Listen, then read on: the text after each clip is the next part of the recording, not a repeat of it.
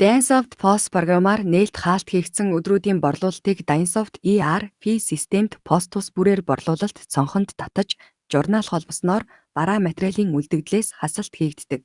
Борлуулалт татснаар зөвхөн үлдэгдэл хөтлөх бараа материалуудын хасалт хийгдэх бөгөөд технологи карт тохируулсан буюу орц нормоор хасалт дотоод зарлага цонхонд тусдаа хийгдэнэ. Хэрхэн орц нормоор зарлага хийх зааврыг дотоод зарлага цонхны заавраас хараарай.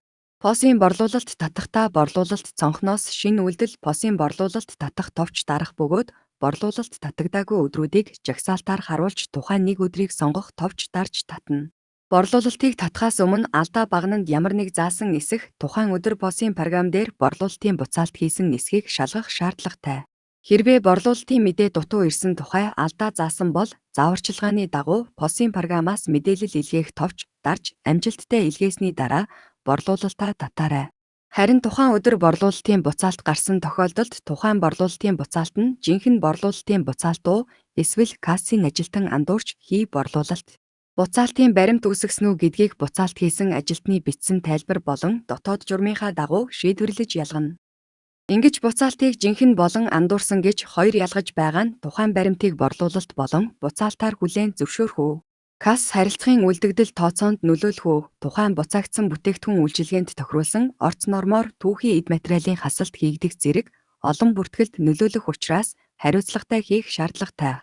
Хэрвээ кассийн ажилтан андуурч борлуулалт гаргасан тухайн борлуулалт бодитоор хийгдээгүй бараа материал зарлагдаагүй тохиолдолд POS-ийн борлуулалтыг татахаас өмнө тухайн POS-оор гарсан буцаалтын баримтыг цуцлана. Ингэхдээ борлуулалт POS тайлан цонхноос ретурн төрлөөр шүүж баримтаа олоод хулганы баруун товч дарж буцаалт цуцлах товч дарна. Буцаалт цуцлах үед анх үүсгэсэн борлуулалт болон буцаалтын баримт хоёр мөр хоёулаа улааж харагдах бөгөөд POS-ийн борлуулалт татах үед тухайн борлуулалт буцаалт аль нь дүнг нөлөөлөхгүй бараа материалын үлдэгдэл борлуулалтын орлогод өөрчлөлт оруулахгүй цэвэр дүнгээр борлуулалт татагдана. Ингэж андуурсан буцаалтыг цуцлаагүй тохиолдолд борлуулалт татах үед буцаалт орсон дүнгээр борлуулалтын баримт үүсэх ба борлуулалтын буцаалт цонхонд буцаалтын баримтыг дахин татснаар борлуулалтын тооцоо барааны үлдэгдэл таарна. Борлуулалтын баримтыг татахад тухайн бараа материалын дансны үлдэгдэл хүрэлцэхгүй тохиолдолд тухайн бараа улааж харагдах бөгөөд хадгаалахад үлдэгдэл хүрэлцэхгүй тухай анхааруулга харуулна. Хэрэв POS-ийн програмаар борлуулахдаа бараа андуурч сольж зарсан бол борлуулалт татахдаа зөв бараа үйлчилгээний кодоор солих. Дансны үлдэгдэл хүрэлцэхгүй тохиолдолд өмнөх хугацааны орлогын гүйлгээгээ нөхөн бүртгэж өдөр тутамдаа үлдэгдлээ зөв тааруулж явахыг зөвлөж байна. Барааны үлдэгдэл борлуулалтын орлого дүнгээ нэгтлэж шалгасны дараа журнал холбох бөгөөд хэрвээ журнал бүрэн холбогдохгүй тохиолдолд борлуулалт POS тохиргоо цонхонд тухайн салбарын харилцагчийг тохируулж тухайн харилцагчийн бүртгэлд тооцооны данс тохируулснаар борлуулалтын журнал холбох үед автомат үүснэ.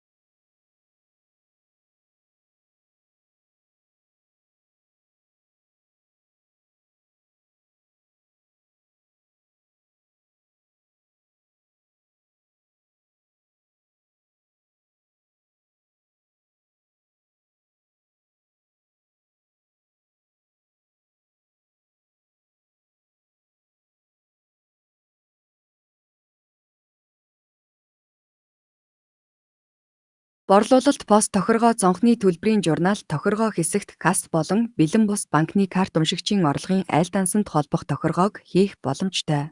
Гэхдээ энэ нь харилцагын хуулга татахад давхцал үүсгэх, огноо зөрүүлэх асуудал үүсгдэг тул борлуулалтын журналаа хэрхэн үсгэж холбохоо та өөрөө шийдээрэй. Танд амжилт хүсье.